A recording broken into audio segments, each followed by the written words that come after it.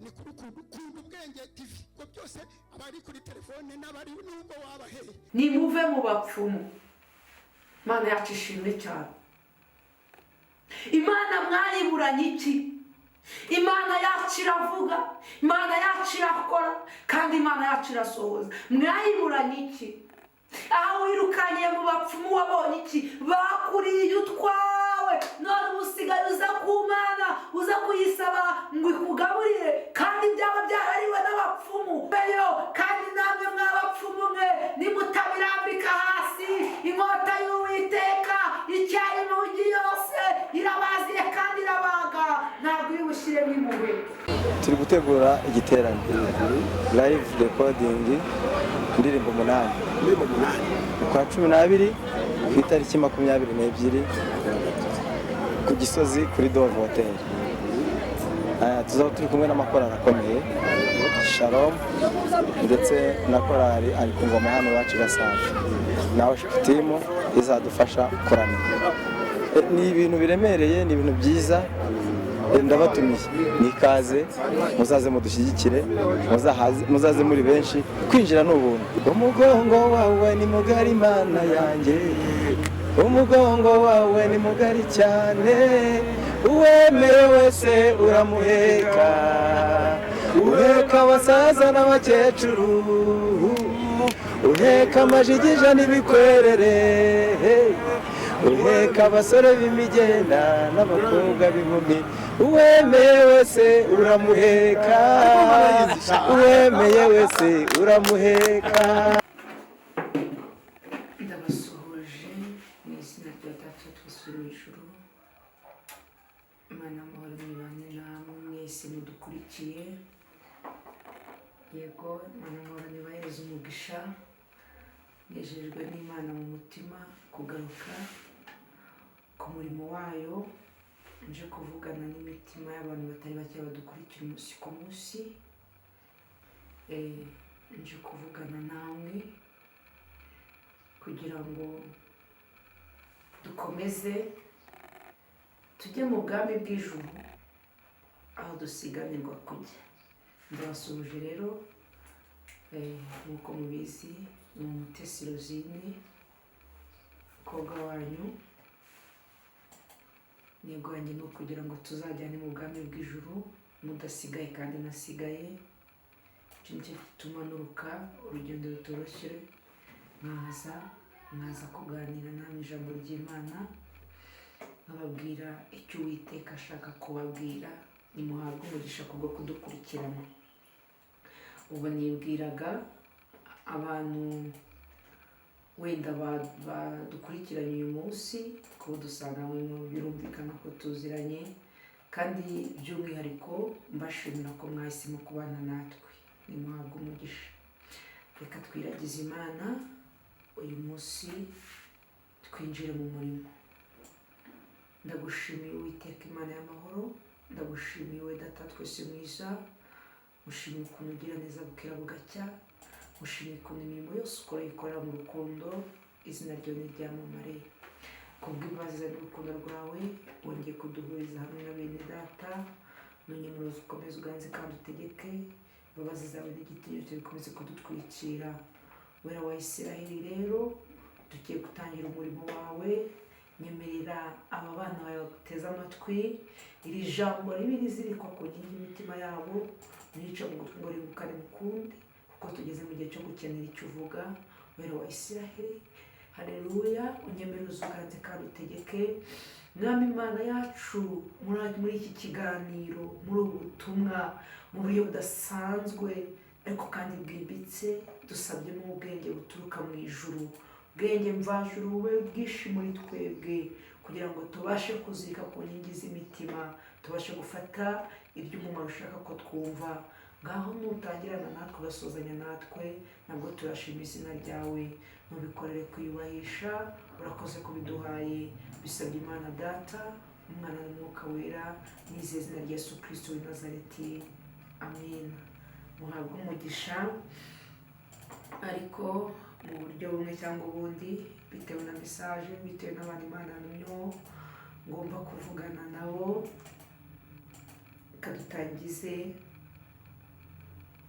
indirimbo ya 424 mu ndirimbo zo gushimisha Imana.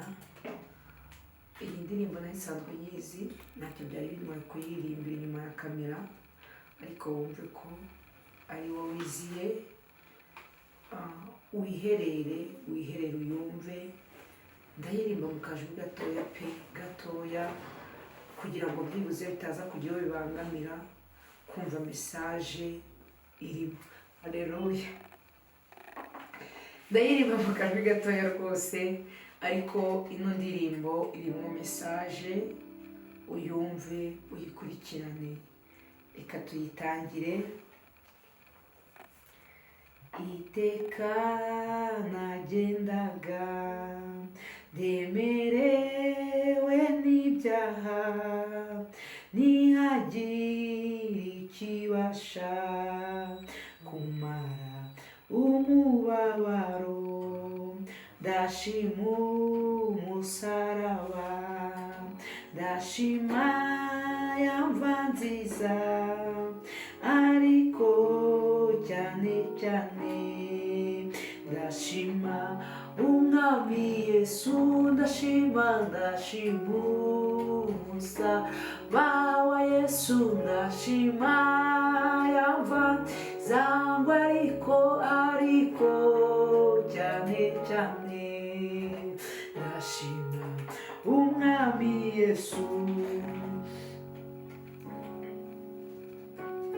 Kugeza ubwo nageze ahantu heza cyane, hangiriye umumaro, ntaziba byigukundi. Ndashima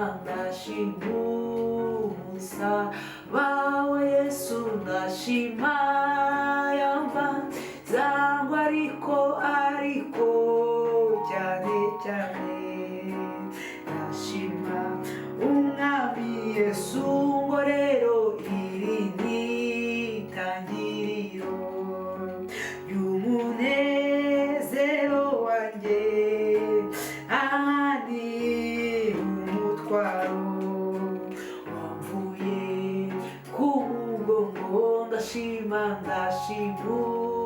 umusaraba wa Yesu, ndashima yamva nziza, ngo ariko cyane cyane ndashima umwami Yesu.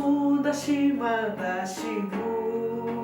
umusaraba wa Yesu, ndashima yamva nziza, ngo ariko cyane cyane ndashima umwami Yesu. Ku musaraba mwiza niho umuntu abonera abagabo batatu bakamuhumuriza. Ndashima umusaraba wa Yesu, ndashima yamva nziza, ngo ariko cyane cyane ndashima umwami Yesu. Ku musaraba mwiza niho umuntu abonera urwandiko rw'ijuru rw'itorero. Ndashima umusaraba wa Yesu, ndashima yamva nziza, ngo ariko cyane cyane ndashima umwami Yesu. Umugabo nta bwenge yagiye nta rwandiko agira ngo azinjira nk'uko abandi binjira. Ndashima umusaraba wa Yesu, ndashima yamva nziza, ngo ariko cyane cyane ndashima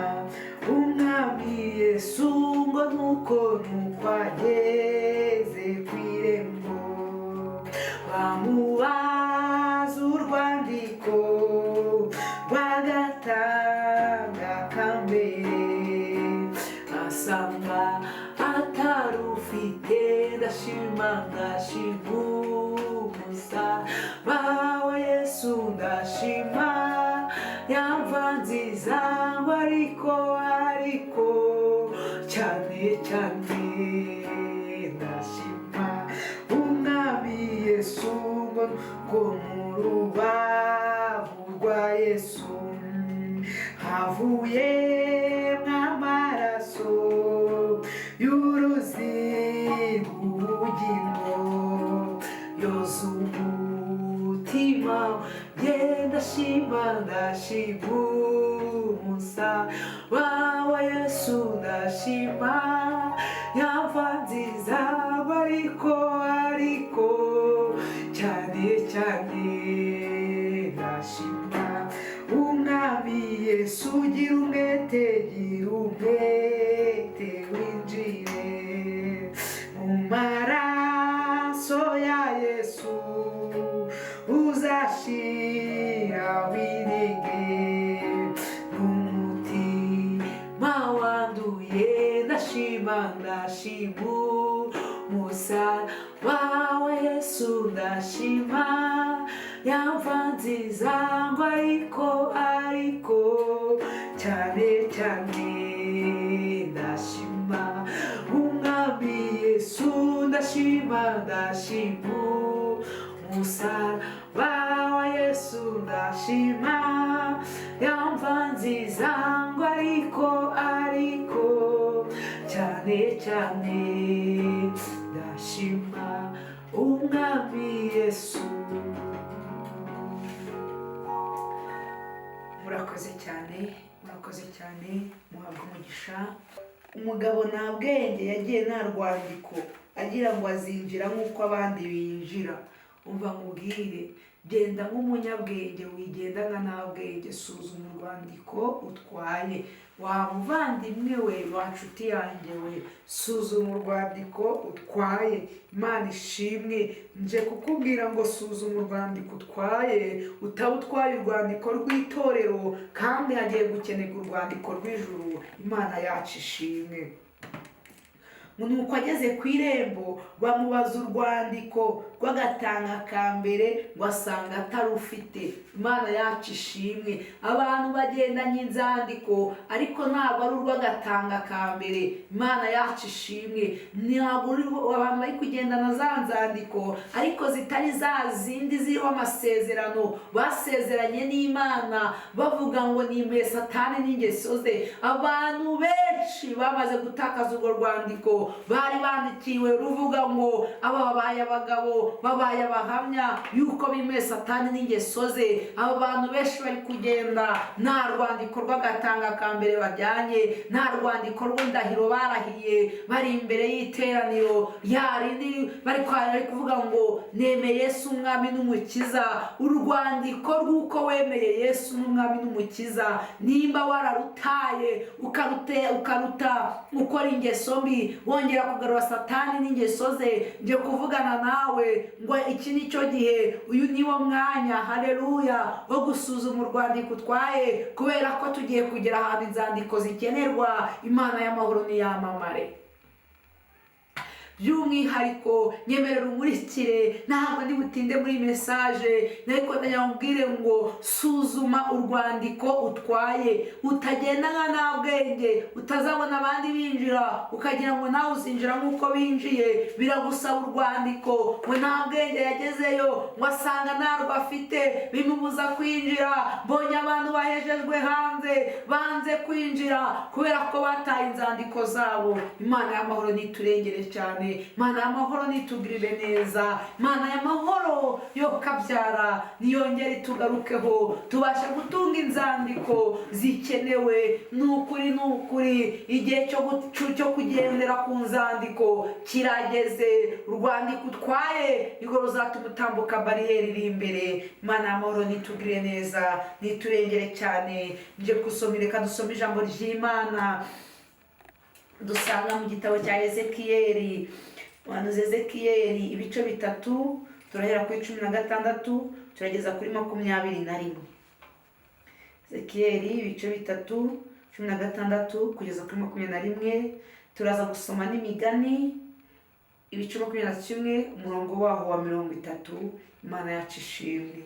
Reka tubanze muri Ezekiyeli bivuga ngo nuko mu minsi 7 ishize ijambo ry'Uwiteka renzaho riti mwana w'umuntu nakugize umurinzi w'inzu ya Isirayeli nuko wumve ijambo ryanjye wumva ijambo ryo mu kanwa kanjye bumvishe ibyo mbaburira nimbwira umunyabyaha ati gupfa ko uzapfa nawe ntubwire cyangwa ngo uvugane n'umunyabyaha umwihanangirize kuva mu byaha mu nzira ye mbi ngo akize ubugingo bwe uwo munyabyaha azapfira mu byaha bye ariko ni wowe uzabazwa amaraso ye ariko nuburira umunyabyaha nave mu byaha bye cyangwa mu nzira ye mbi azapfira mu byaha bye ariko weho uzaba ukijije ubugingo bwawe kandi umukiranutsi nareka gukiranuka kwe agakora ibyo gukiranirwa nzashyira igisitaza imbere ye kandi azapfa kuko utamuburiye azapfira mu cyaha cye kandi imirimo ye yo gukiranuka yakoze ntizibukwa ukundi ariko ni wowe nzabaza amaraso ye ariko nuburira umukiranutsi kugira ngo adakora icyaha ni nawe nakore icyaha ni ukuri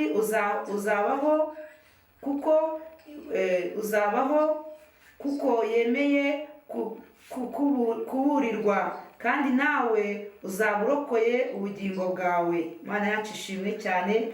Kadusome mu gitabo cy'imigani igice cya 21 umurongo wa 30 avuga ngo nta bwenge cyangwa ubuhanga cyangwa inama byabasha kurwanya Uwiteka. Mwakire neza ijambo ry'Imana. Imana yacu nishimwe kandi niyamamare. Message iri mu ndirimbo, message iri muri aya magambo uko tuyasomye ngo Uwiteka agira Ezekiel umurinzi w'inzu ya Isiraheli. Aka kanya Ezekiel reba wasanga ari njyewe by'umwihariko reka mvuge message Imana yambwiye. Iyi message irareba abantu bakora umwuga w'ubupfumu, irareba abantu bakora umwuga wo kuraguza. Mana ishimwe. Abantu bakora umwuga w'ubupfumu, abantu bakora umwuga wo kuraguza. Imana yambwiye ngo rero ninze mbabwire ngo yemwe mwabapfumu mwe nimureke ubupfumu bwanyu.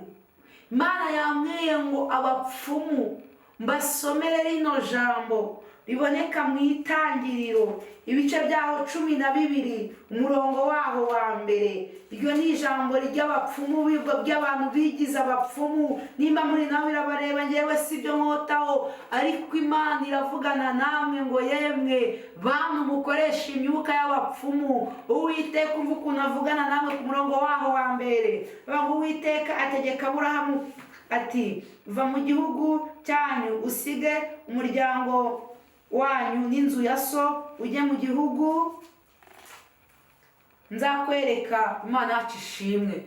Uwiteka ategeka Aburahamu ngo va mu gihugu cyanyu usige umuryango wa so n'inzu ya so ujye mu gihugu nzakwereka. Imana yambwiye ngo yemwe mwabapfumu mwe muri kuyobya intore z'Imana, muri kuyobya abana b'Imana, byongeye muri kuyobya n'abasenga. Uwiteka arambwiye ngo aje kubareba n'ijisho ribi umunsi ku munsi. Ibyanyu bigiye gushyirwaho iherezo, imbaraga mwiringiye zigiye guteshwa agaciro. Umva ukuntu Imana yambwiye ngo mbamenyeshe amakuru avuga ngo nta bwenge nta n'ubuhanga nta n'inama byabasha kurwanya Uwiteka. Umva ukuntu iyo rivugana namwe ngo nimusige kandi muve. Hari aho Uwiteka ashaka kubashyira, hari aho Uwiteka ashaka ko muhagarara gihagarara. Hari aho Uwiteka Aburahamu abwirwa aya magambo, yabwirwaga kuva mu nzu ya Tera yo kwa Setera agasiga ibigirwamana bya Setera. Rero ndavugana nawe, nimba waravutse ugasanga iwanyu baraguza, nimba waravutse ugasanga iwanyu baterekera,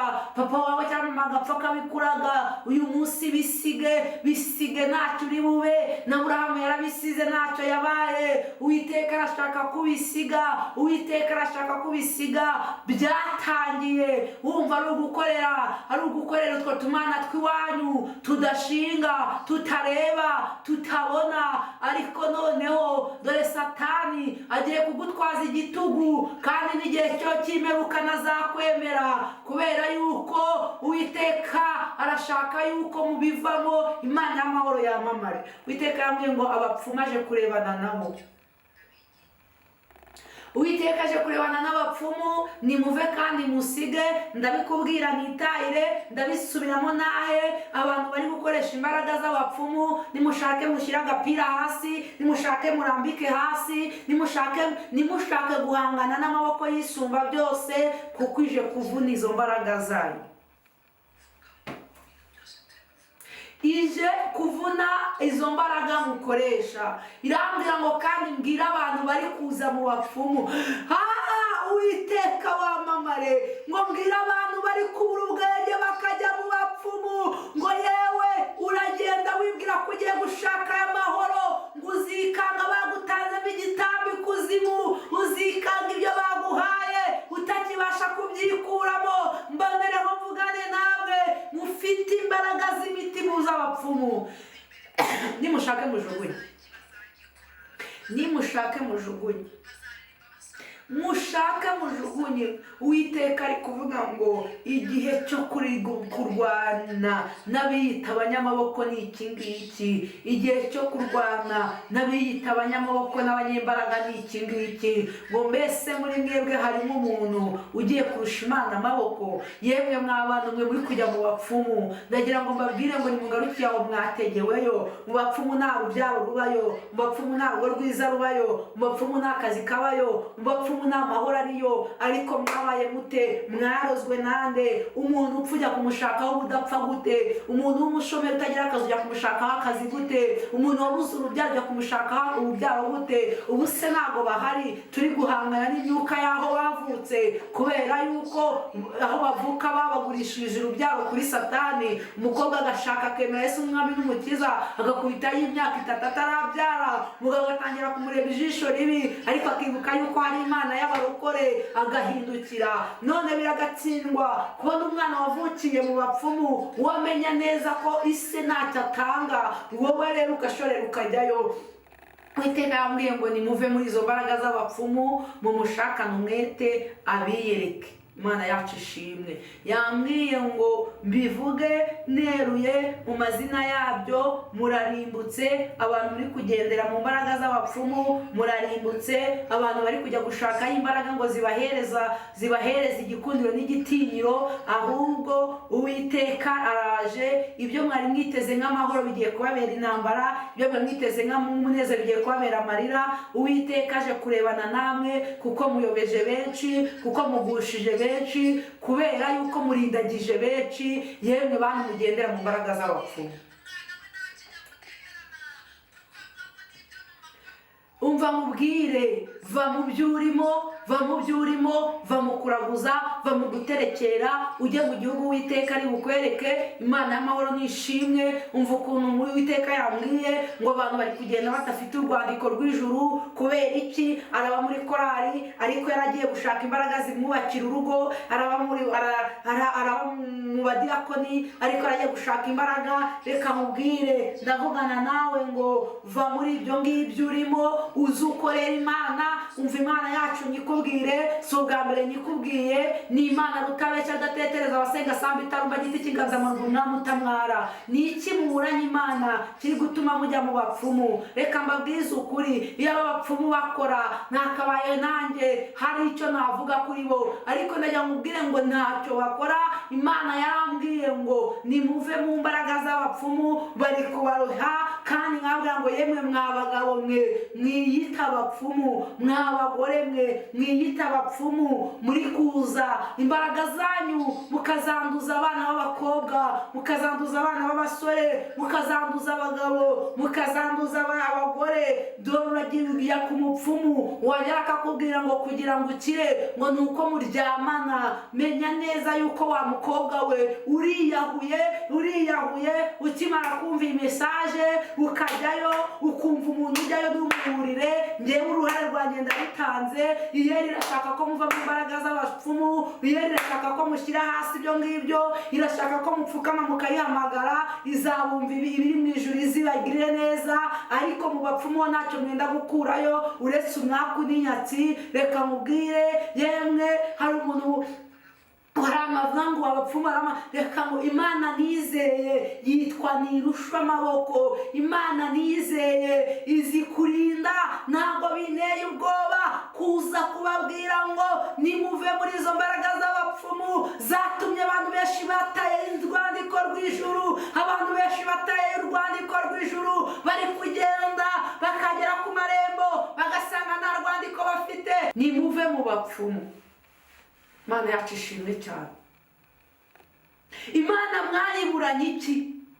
Imana yacu iravuga, Imana yacu irakora, kandi Imana yacu irasohoza. Mwayiburanye iki? Aho wirukaniye mu bapfumu wabonye iki? Bakuriye utwawe, none usigaye uza ku Mana, uza kuyisaba ngo ikugaburire, kandi byaba byarariwe n'abapfumu. Mama, vayo kandi ujugunye, vayo kandi urambike hasi, vayo kandi uzibukire, kandi n'umwe mwajyanyeyo wimutuma asigarayo. Muhamagare aze kuri Yesu ukiza, aze kuri Yesu ubohora. Imana yacu ishimwe cyane. Muhamagare aze kuri Yesu ubohora imbohe. Umva mama wanjye, umva muvandimwe, ngwino kuri Yesu. Va mu mbaraga z'abapfumu zikurimburiza ubugingo. Vayo uyu munsi wa none, vayo ntutinye. Bajya babaha imiti bababeshya ngo nimujugunye imiti yanyu mu byabo murapfa, ntacyo muri bube. Bari abantu nta butware bagira, bari abantu nta bubasha bafite. Yesu yaranesheje. Ndaguha itangazo rikubwira ngo vayo. Ndaguha itangazo rikubwira ngo vayo muri izo mbaraga, vayo muri izo mbaraga. Vayo urebe Yesu wanesheje, vayo urebe Yesu ugira neza. Vayo nyemerera uve mu byaha, uve muri izo mbaraga. Va muri izo mbaraga, rambika hasi ibyo bakwikoreje, iyo mitwaro y'ikitabashwa y'ikitanyeganyega bakwikoreje. Bakubeshya ngo baraguha urubyaro, bakubeshya ngo baraguha umugabo mwiza. Mana we, narababaye cyane. Ndi mwiyerekwa mbona abakobwa beza, abapfumu bari kwirirwa bajya hejuru. Wareba ugasanga n'umukobwa mwiza mu myaka ibaye 30, 40 atarabona umugabo. Umupfumu akamubeshya ngo ari kumukuraho imikoshi, ari kumukubira karindwi. Umusore bakamubeshya ngo arakenyuka, ngo baramushyira mu imbaraga zidakenyuka, ari kugukubira karindwi. Ari gufungura imiryango ya gereza ku buzima bwawe, ari gufungura ubugumba ku buzima bwawe. Reka mubwire, nimuveyo, kandi namwe mwabapfumu mwe nimutabirambika hasi. Inkota y'Uwiteka icyayi mugi yose irabaziye kandi irabaga, ntabwo iri bushyiremo impuhwe. Nugera ku cy'agaciro bakubeshya, usimbuka ubaze Siteri ukuntu yagize agaciro mu maso y'umwami Yesu werusi. Yitambukira yasenze, umwami akamutunga inkoni. Uwo Musa wa Yuda, urwandiko rwawe rubice rugasinyurwa, kubera Imana yacu izi gutanga agaciro, kandi turebera aho tutareba. Imana yacu ishimwe. Nugera ku bugumba ubaze Hana ukuntu Imana yamuhaye icyo yayisabye. Ndeka mubwire rero, vayo wikiroha aho utazikura. Nabonye abantu benshi batangwamo ibitambo, nabonye abantu benshi bagenda roho zabo zaragurishijwe mu buryo batazi. Kubera iki? Wagiye ku mupfumu arakumurika, akumurikira ibibaraga byepfiriya. Imana iturengere, Imana amahoro twubaka uruzitiro. Vayo nimba uzi ko hari aho wahuriye n'abapfumu, vayo nimba uzi ko hari imiti ufite abapfumu baguhaye, jugunya vayo usange Yesu. Kandi reka nkubwire, nigeze nababwira ngo Imana ije gukuraho akarido, umuntu wese amenyekana uwo ari we. Wakiyoberanya ahangaha, wakumva ino mesaje ukumva itakureba, nabivuga ukavuga ngo buriya ni ibya Mutesi. Ndagira ngo mubwire ngo iyera y'amahoro iraje kandi nitinze, iraje kubarana n'abantu bose. Abantu bajya mu bapfumu bakajya no mu nzu yayo, ariko muziko mutagira isoni di, uziko mutagira isoni. Bodo cyane bere yase kuwa, uziko mutagira isoni. Yera avugana namwe ngo vayo, nimba ufite ubwoba bw'ubuzima bwawe, humura. Yera avuga ngo humura, yiteguye kukurwanira intambara izi zinuza utazi. Nimba wumva abapfumu barakubitsemo ubwoba ngo ntureka kujyayo, uzi ko Versayo buri kwezi uko uhembwe. Imana yanyeretse abantu bajujubijwe n'abapfumu, uko bwije n'uko bukeye. Iyo telefone isonye umupfumu aguhamagaye urahahamuka. Mu ijuru hari Imana itarushwa amaboko, mu ijuru hari Imana itarushwa amaboko. Fata ikaramu wandike, nguhereze umuti w'indwara mbi bakwanuje. Umva nkubwire, mu ijuru hari Imana itarushwa amaboko. Nyemera unsomere ijambo dusanga muri Zaburi ya 31. Mana yacu ishimwe. Zaburi ya 31 umurongo waho wa 6 kugeza no kuwa 8. Wumva ijambo Uwiteka ashaka kubaha, Uwiteka ashaka ko mutunga muri iyi minsi, muri mu gihe cy'ubwoba. Kandi nyamara dore isi icuza umwijima. Nimucunguze uburyo umwete, dore iminsi ni mibi. Ndavugana namwe ngo nimucunguze uburyo umwete, muve muri izo mbaraga z'abapfumu. Kandi namwe mw'abapfumu mwe mucyumva aya magambo, nimujugunye muhungire kuri Yesu, we ubasha kurokora imibiri n'ubugingo. Naho kandi ahandi hose n'umusenyi. Nimureke ibyo mwibwira, mureke gukora ibidakorwa, nimureke kuyobya ubwoko bw'Imana, nimureke kuyobya intore z'Imana. Mubabeshya amahoro namwe mudafite, mubabeshya uburuhukiro mwabuze, mubabeshya imitungo mutagira. Nimureke Imana y'amahoro igihe iziganze kandi itegeke. Umva ijambo dusanga muri Zaburi ya 31 umurongo wa 6 kugeza kwa 8. Hari ijambo rivuga ngo mu maboko yawe niho mbikije ubugingo bwanjye. Uwiteka Mana y'umurava warancunguye.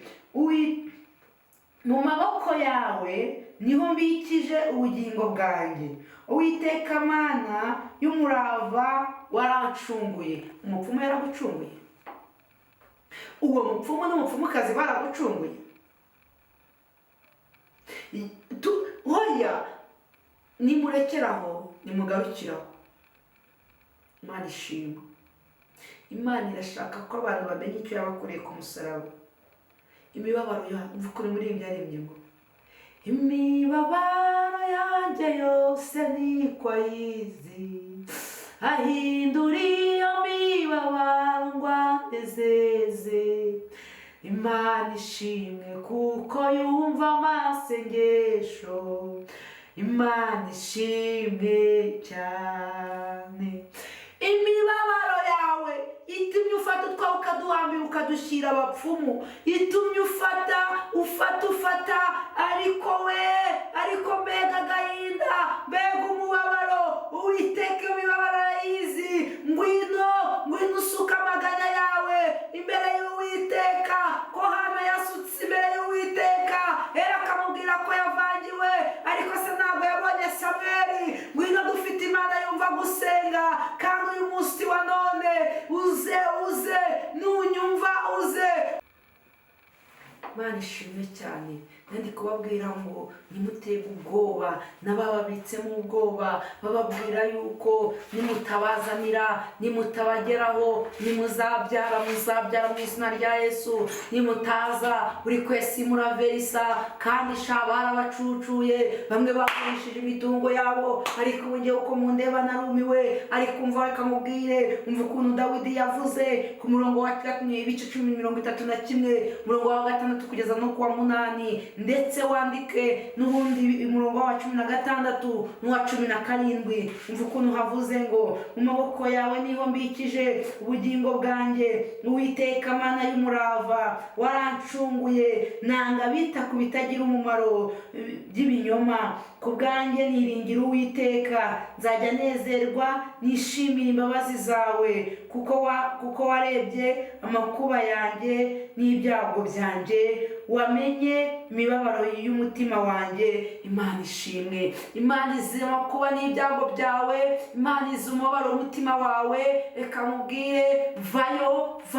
Ubu tuvugana ndakubwira ngo vayo ku Mana. Imana yacu nta kintu ihishwe, Imana yacu irareba niyerekwa, Imana irabimenya, izi neza aho ubabaye, uzi neza aho urwaye, abantu banduye umwuka w'ubugome. Reka mwibarize abantu we, yemwe mw'abantu mwe, ni iki gitumye mwiyobagiza mugashakira amahoro atari, mugashakira ubuzima aho butari? Ese nzabaho ubuhamya basi? Ngaho se muzandike, muzahogereza ibitekerezo, nsabe ubuhamya, nzazanwa no kubaha, mbabaze, maze kandi muzambwire ukuntu abapfumu bakora. Abapfumu ntabwo bakora, ndagira ngo mubwire ngo abapfumu ntibakora. Uwiteka arashaka ko vayo utarimbuza ubugingo bwawe, vayo bigikunda, vayo bikiri kare, vayo. Imana yacu itubwire neza. umva umurongo wa 16 ngo ibihe byanjye biri mu maboko yawe, unyize amaboko y'abanzi banjye n'abangenza, umurikishirize umugaragu wawe mu maso hawe, unkize kubw'imbabazi zawe. Imana yacu ishimwe. Imana ni umunyembabazi. Imana yambwiye ngo abantu batakaje urwandiko rw'ijuru, ariko ngo umurikishirize umugaragu wawe mu maso hawe, unyize kubw'imbabazi zawe. Imana yiteguye gukiza no kubabarira abantu bagiye mu bapfumu, abantu bashyizwemo imbaraga mbi, abantu bashyizwemo imbaraga z'imyuka mibi kubera ko basambanyijwe, bababeshya ngo nibwo ari kubashyira igikundiro, none n'ubundi ugira inzu usaza, ahubwo kandi n'umupfumu yarakugiziye hejuru, biragatsindwa n'Imana mu ijuru. Reka mubwire, Uwiteka amamagaye mu gihe kigoye kandi kiruhije, ariko ko njyewe nzi neza ko naje ku isi nzanayivaho, nta munsi nazavuga ukuri. Imana yacu ishimwe. Nagira ngo mubwire ngo twarabibonye, njye nahisemo gukorera umwami Yesu, kandi nzi neza ko ahemba neza atambura. Nawe ngwino uhitemo impamvu. Mfite impamvu zirenze imwe, mfite ingero zirenze imwe zivuga yuko zimamiriza neza ku imbaraga z'abapfumu iyo wazirukanye ziragenda kandi zikaguhunga. Emera Yesu aze mu buzima bwawe, umwakire bushyashya, umwakire umwami n'umukiza mu bugingo bwawe, kandi ubitse ubugingo bwawe mu maboko ye. Ko Yesu yagucunguye, igitumye uva mu maboko meza ukajya mu maboko mabi ni igiki? Va mu maboko mabi uyu munsi ujye mu maboko meza, ariyo maboko Yesu. Muri ibyo bavuga ayo mahoro ni amahoro meza atangwa na Yesu, ayo mahoro ni amahoro meza atangwa na Yesu. Uwo mugabo mubana ari uko wamusasiye, yo urumva uzamusazana. Uwo mugore mubana ari uko wamuvangiye, urumva uzamusazana. Ariko hari Yesu wubaka ingo. Niyo mpamvu ndi kubabwira ngo nimusige, nimuveyo, yemwe mw'abapfumu mwe n'abapfumukazi, nkababwira ngo nimuve kandi musige ibigirwamana by'iwanyu. Hari Yesu uje kurengera abantu, imbabazi z'Uwiteka zamanutse. Ngaho nimuze mubabarirwe, nimucunguze uburyo umwete. Dore iminsi ni mibi, munesheshe ikibi kugira ngo ikibi kitabanesha, ahubwo icyiza bacyo kimuneshesha. Ndavugana namwe ngo nimuze, nimuveyo kugira ngo iminsi tugezemo ibashe kuba iminsi mutambukamo. Yemwe mwatakaje inzandiko zanyu, mukimura Imana, mugakora ibibi. Umva ukuntu Uwiteka yavuze ngo ninababwira ngo ndarimbuza ubugingo bwanjye, ngo ariko nimbabwira murarimbuza ubwanyu. Iryo ni ijambo, ariko kandi aka kanya ku Mana y'imbabazi, ku Mana ibabarira, ku Mana ikiranuka, umva ukuntu ivugana nawe ngo ubugingo bwawe bushyire mu maboko y'Uwiteka. Kandi rata ongera umusabe, wari umuririmbyi mwiza, wari umuhanuzi mwiza, wari umuvugabutumwa mwiza, mubonye batakwemera ujya gushaka imbaraga. Ese kukwemera kw'abantu byakumarira iki? Tubanze tubivugane byumbwire, kukwemera kw'abantu kwakumarira iki? Iyo ushize ku munzani usanga kwakubuza gupfa, iyo ushize ku munzani usanga, ariko nyuma yo gupfa biragatsindwa ko utazabona ijuru, kandi waririrwa gutubwira ko ukorera ijuru. Ndagira ngo mvugane nawe kuri bishimwa mu bigawa, hakiri ku manywa, hakiri ku manywa, dore bugiye kwira, n'igihe umuntu atakibasha gukora kubera yuko bwije, kandi turi ku mugoroba w'isi. Nyemerera wimuka aho wari utuye, Imana yacu ishimwe. Ngo aho narinuye ntabwo ariho nyituye, Yesu yaranyimuye ntabwo ariho nyituye. Aho narinuye ntabwo ariho nyituye, Yesu yaranyimuye ntabwo ariho nyituye. Aho wari utuye uyu munsi uhimuke, ntiwongere kuba ariho utura. Yesu akwimure rata, vayo vayo, Imana yacu ishimwe.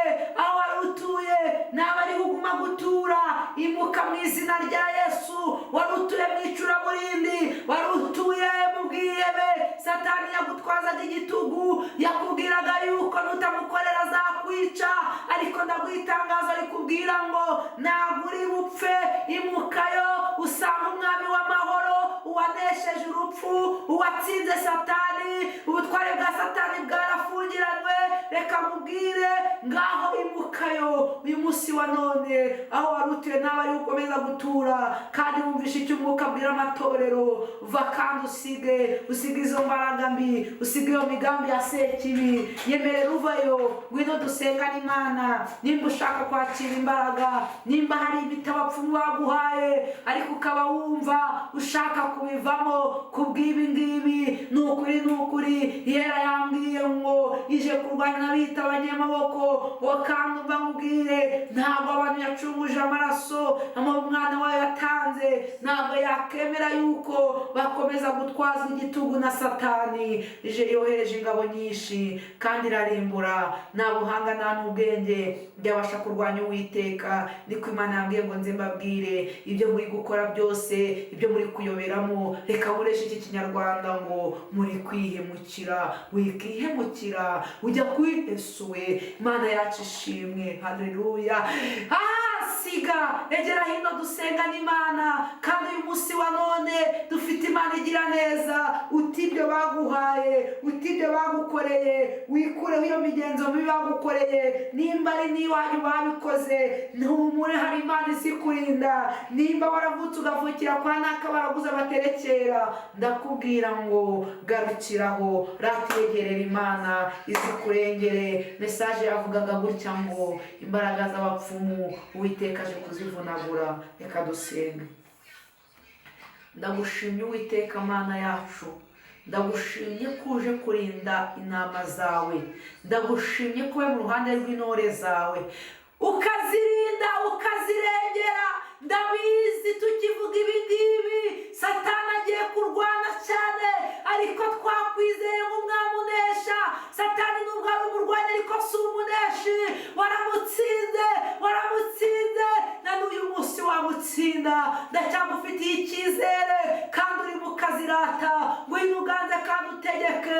Ubwo Satani ari gutwaza abantu bawe igitugu, ngwino ubohore, ngwino ubohore mu izina ryawe Yesu. Imbabazi zawe zabagiye mu bapfumu bakajya gushakira amahoro, kandi ari we mahoro, ari we mucyo w'isi. Nyemerera zibabeho mu izina rya Yesu Kristo.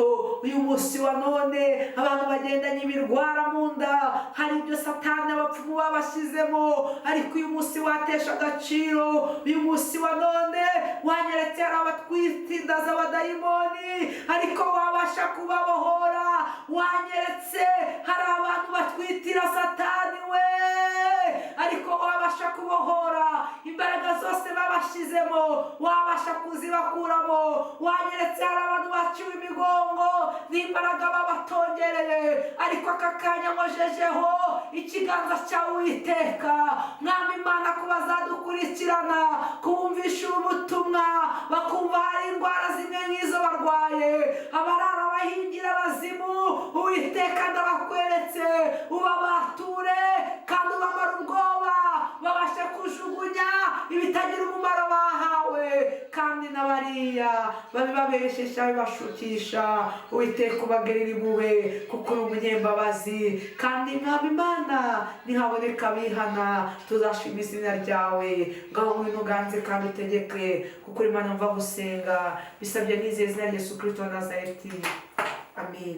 Turi gutegura igiterane live recording indirimbo 8 kwa 12 ku itariki 22 ku Gisozi kuri Dove Hotel.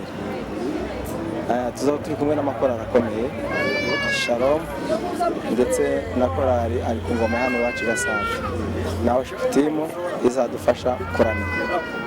Ni ibintu biremereye, ni ibintu byiza, ndabatumiye nikaze muzaze mudushyigikire, muzaze muri benshi, kwinjira n'ubuntu. Umugongo wawe ni mugari Mana yanjye, umugongo wawe ni mugari cyane, uwemeye wese uramuheka, uheka abasaza n'abakecuru, uheka amajigija n'ibikwerere, uheka abasore b'imigenda n'abakobwa b'inkumi, uwemeye wese uramuheka, uwemeye wese uramuheka.